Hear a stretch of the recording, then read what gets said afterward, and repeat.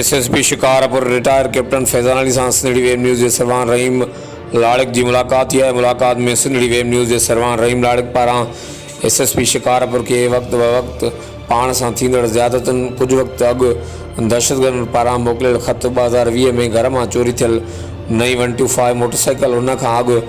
घर ॿाहिरां चोरी थियल मोटरसाइकिल तोड़े डीएसपी अब्दुल क़दूस कलवट जे दौर में गुंडो लाड़ो वटां चोरी थियल मोटरसाइकिल ऐं ताज़ो 25 मार्च ते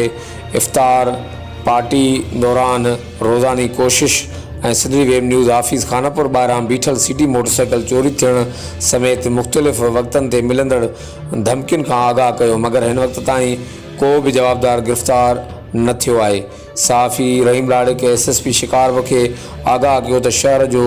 ॾोह को ॿाहिरियों माण्हू अची नथो करे सघे। पुलिस खे सभु ख़बर आहे शहर में चोरियूं फुरियूं धाड़ा केरु था कराइनि, इहो सभु पुलिस जो कमु आहे। उन्हनि खे वाइखो करे उन्हनि चोरनि लुटेरनि ख़िलाफ़ सख़्तु कार्रवाई कई वञे।